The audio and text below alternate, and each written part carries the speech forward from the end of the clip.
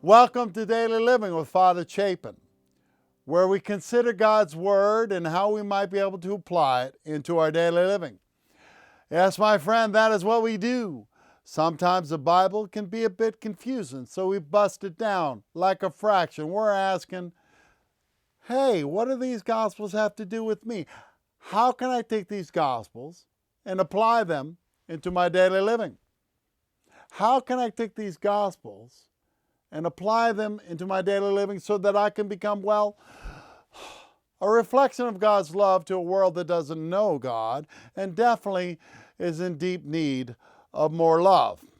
I want to be light in this darkness. I want to be a tool in the hand of God, making present His kingdom, not someday, but today and every day. And that's what this show is all about. So glad you could join us today. Oh, we got a good one. Today we're celebrating the Epiphany, and we are reading about the three wise men. A reading from the Holy Gospel according to Matthew. When Jesus was born in Bethlehem of Judea, in the days of King Herod, behold, Magi in the east arrived in Jerusalem, saying, "Where is the newborn King of the Jews? We saw his star at its rising and have come to do him homage."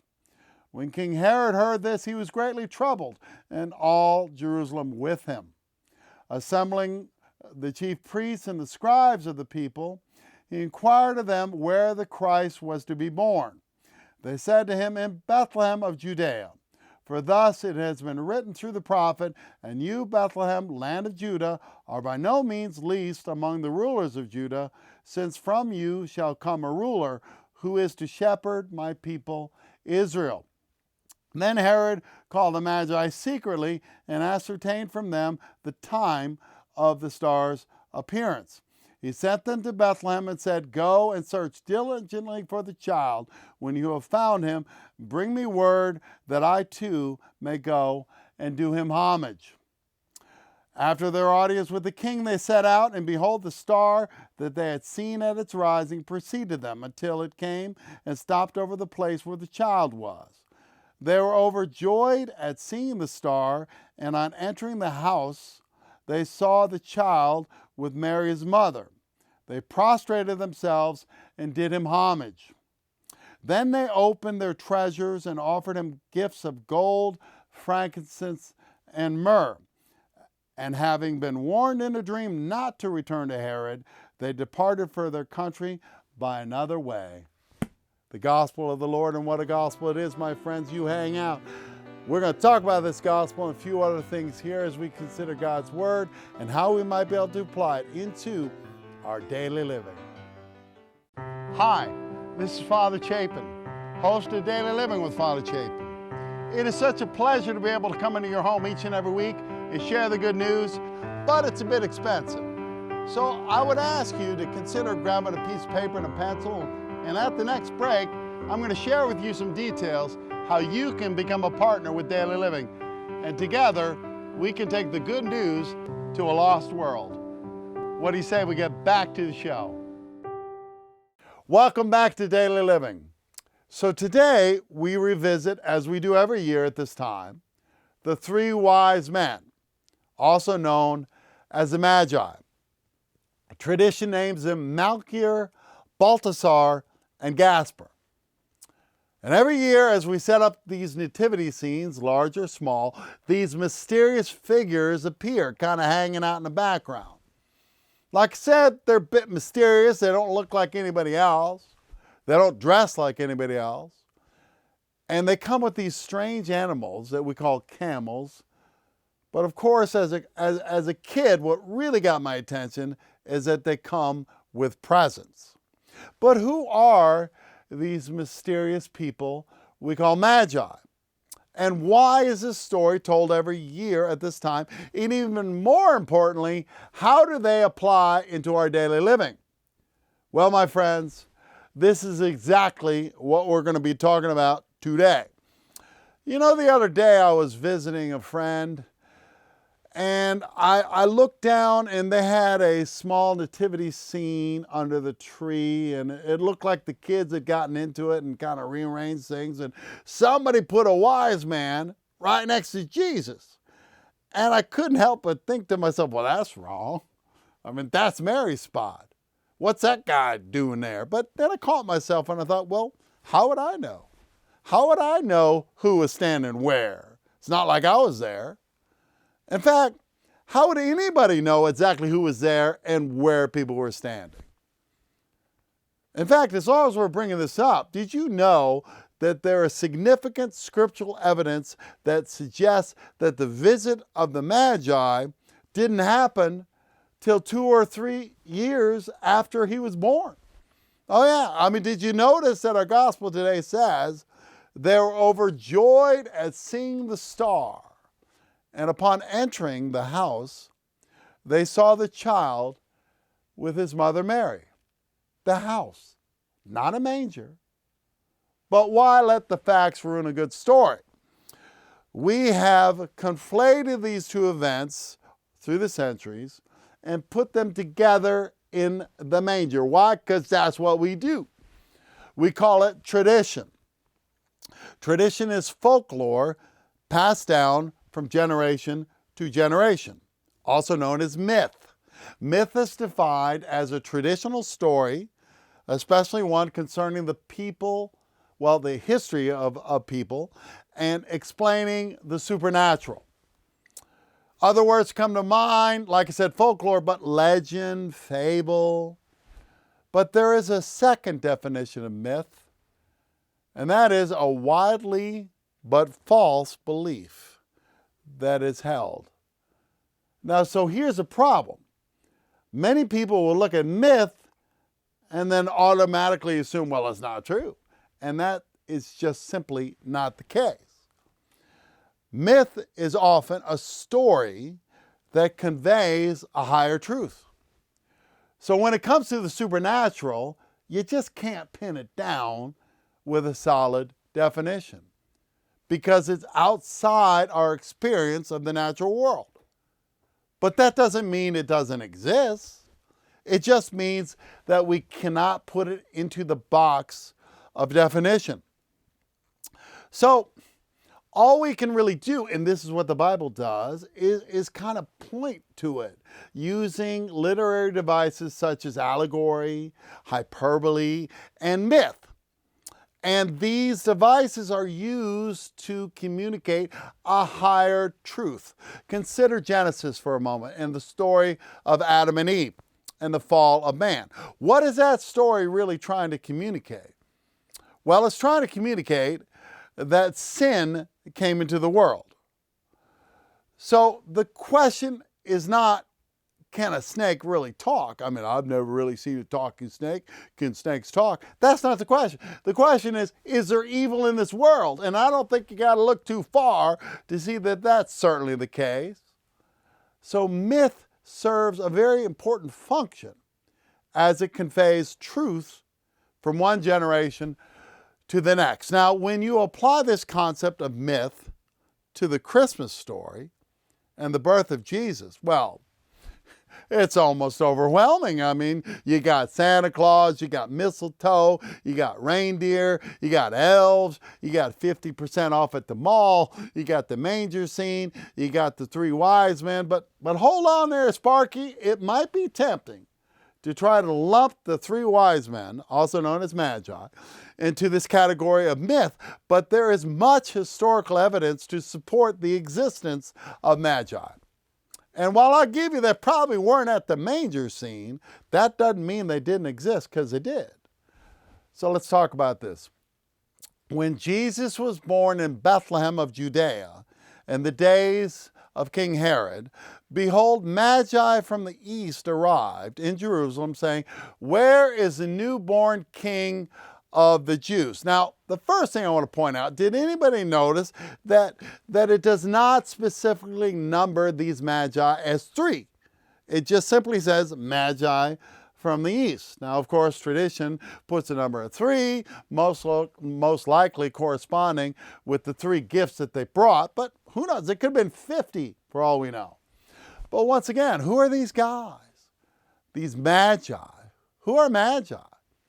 Historical records will tell us that Magi were a hereditary priesthood of the Medes. And while most of the information that we have concerning Magi do not come from the Bible, but rather historical writings, there is one notable exception. And that is in the book of Daniel, which, by the way, is a book in the Old Testament. In that book, Daniel, you'll find a story about the king of Babylon. His name was King Nebuchadnezzar. Evidently, King Nebuchadnezzar was having a dream, and it was really more like a nightmare.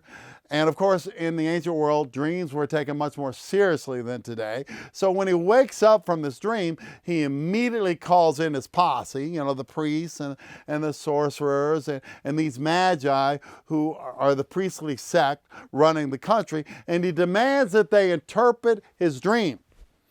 So they say, okay, king, well, tell us about the dream. And he says, no, I'm not going to tell you about the dream. I'm not going to tell you anything. Because if you are who you say you are, you don't need me to tell you the dream. And by the way, if you cannot interpret my dream, I'll know that you are a fraud, and I will have both you and all of your families killed. So this is a very bad day for these men. So they go out to find Daniel, who was a Jewish prisoner of war. Remember now, Babylonia had captured Israel and taken many of the Jewish captives back into captivity, and Daniel was one of them. And they had heard that this man Daniel could interpret dreams. So they bring him before the king like a lamb led to slaughter. But much to their surprise, not only does Daniel know what the dream was that the king had, he knows exactly what it means, and he tells King Nebuchadnezzar, who is so pleased that he immediately makes Daniel, this Jewish man in captivity, the head priest.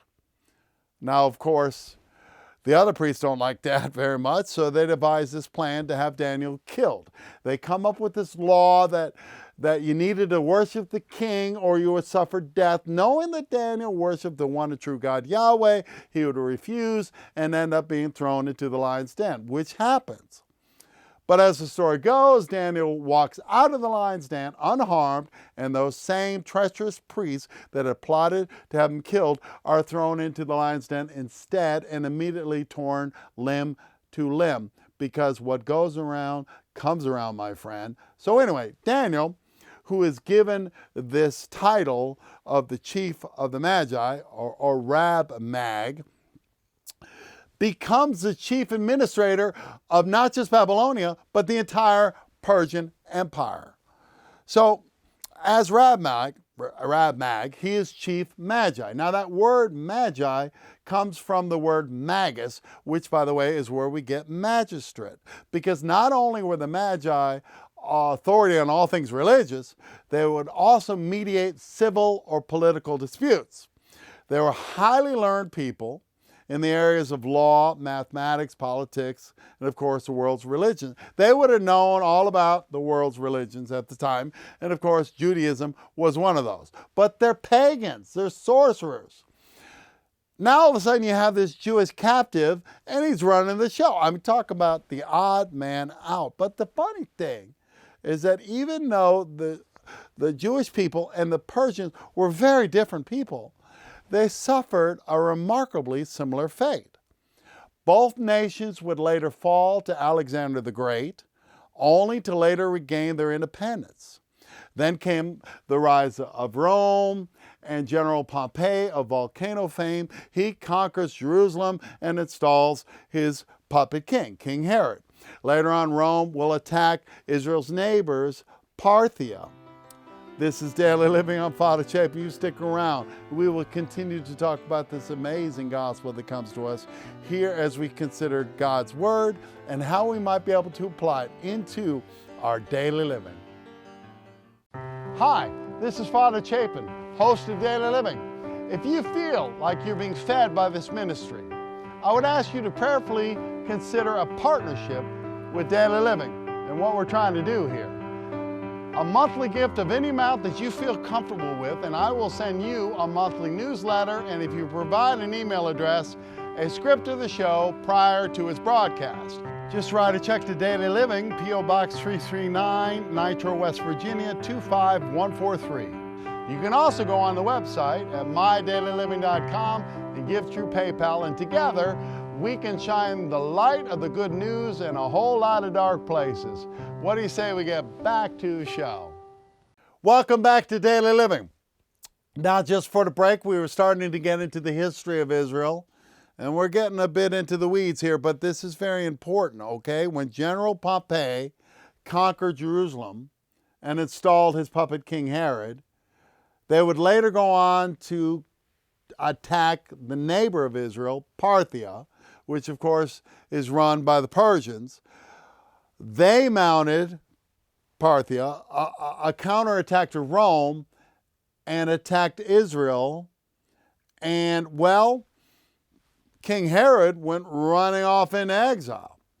So as Parthia takes control of Israel, they gave back Israel their country. Meanwhile, Herod, who is in exile, pleads and bribes Caesar Augustus to retake Israel. And so he decides, okay, I'll do it. And after 3 years of fighting, they finally conquer those pesky Israelites and return their puppet king Herod to power. So you can see how when behold Magi from the east, which we can assume is Parthia, show up asking, where is the newborn king of the Jews? This would be a bit of a problem for King Herod, which is why we read when King Herod heard this, he was deeply troubled, and all of Jerusalem with him, for sure. For a couple of reasons. Well, first of all, these are very important men, these Magi. So I seriously doubt they would be traveling alone, just those three guys, in a hostile territory, particularly if they had treasure. So I imagine they had a significant escort. I imagine it was a large caravan with soldiers, which would explain why the Roman garrison that was no doubt stationed in the city walls would not have attacked it. But that's not all.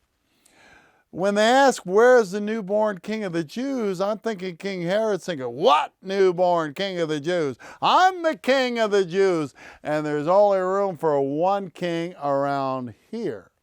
Now keep in mind who we're dealing with. Herod was a psychopathic killer who had both his wife and son killed because they threatened his power. And that's just a few people. He had a lot of people killed. He certainly would have not taken very kindly to even the suggestion of another king. So we saw his star at its rising, and we've come to do him homage.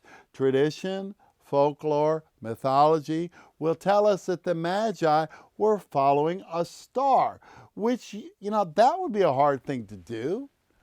They had not invented the telescope yet. And another thing, stars, they don't move. I mean, they might look like they're moving, but it's actually the world that's moving. Stars don't move, but planets do. In fact, there's an actual term for that. When a planet rises in the sky, there's a point where it'll stop before it begins to descend. And they call that its rising. And you know what's even more amazing? Modern day astronomy can look at the night sky and work backwards and map out exactly what the sky would have looked like at this time. And guess what? If you were in the east, if you were east of Jerusalem, let's say, for example, Persia, at this time, if you were to look up at the morning sky, you would have seen Jupiter at its rising over, guess where? Jerusalem. And not only that, but in the ancient world, Jupiter was known as the king of the stars. And not only that, but if you were in Jerusalem at this time and waited for the morning sky, one would see once again Jupiter, the king of the stars, at its rising over where? Oh yes, Bethlehem.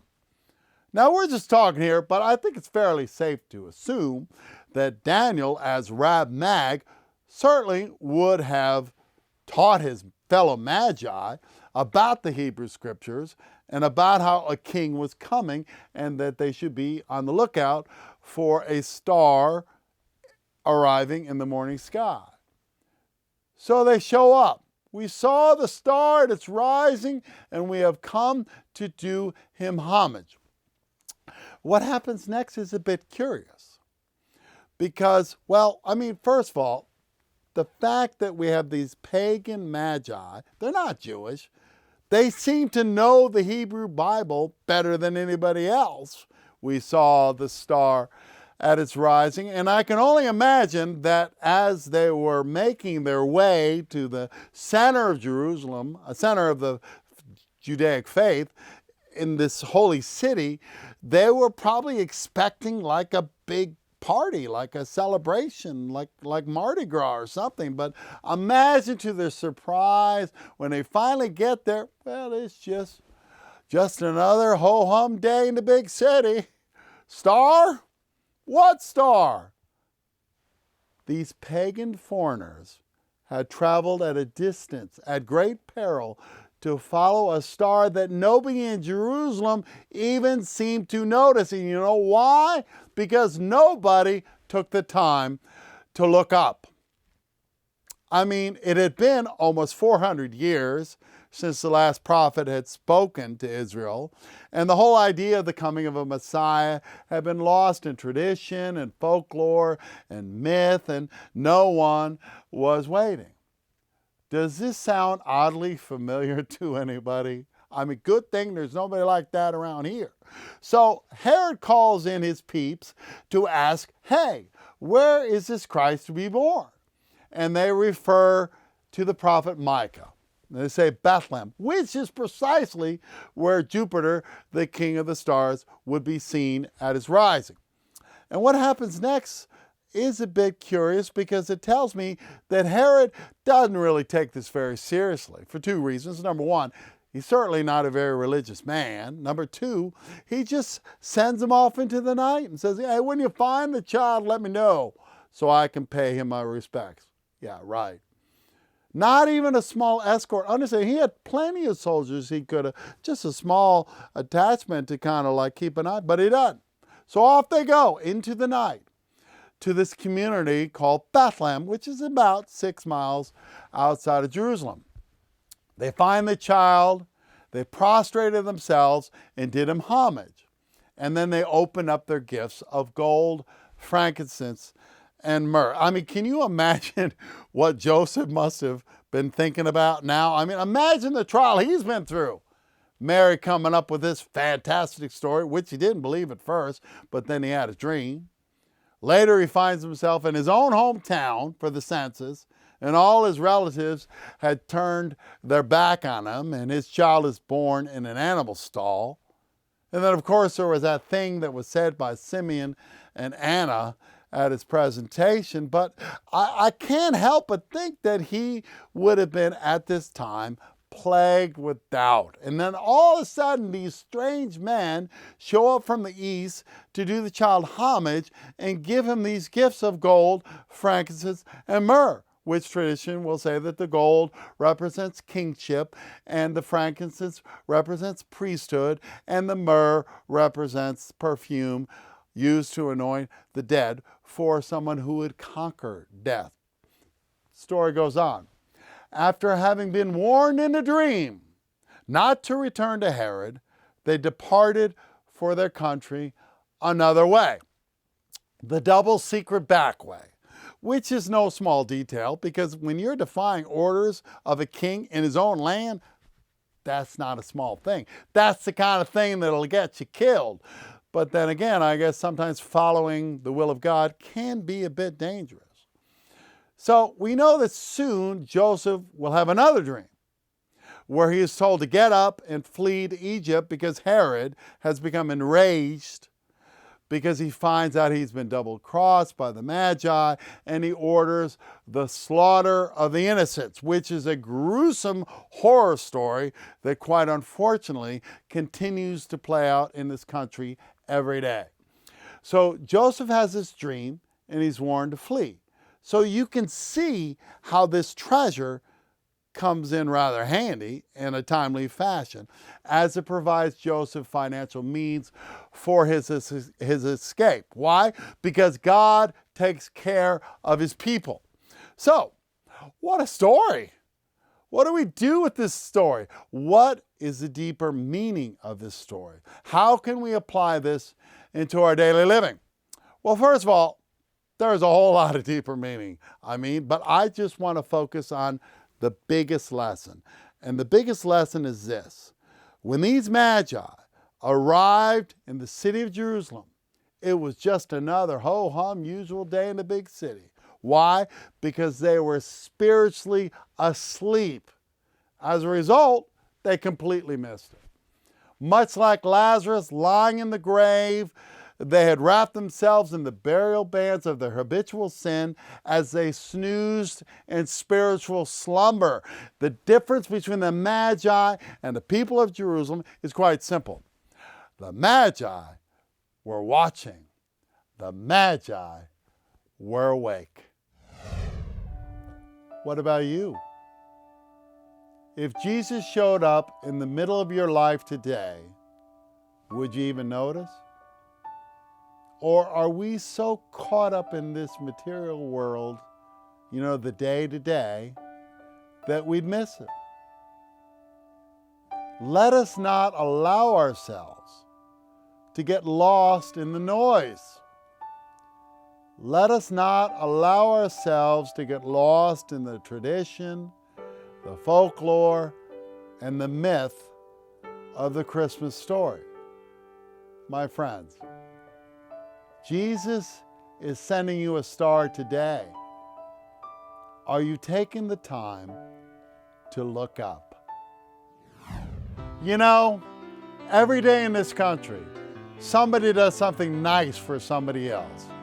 Today, why don't you let that somebody be you? Because the best vitamin for a Christian is B1. This is Daily Living. I'm Father Chapin. I hope you can come back next week and we'll do it again. Until then, I hope you let God live in your life, and I bless you in the name of the Father and of the Son and of the Holy Spirit.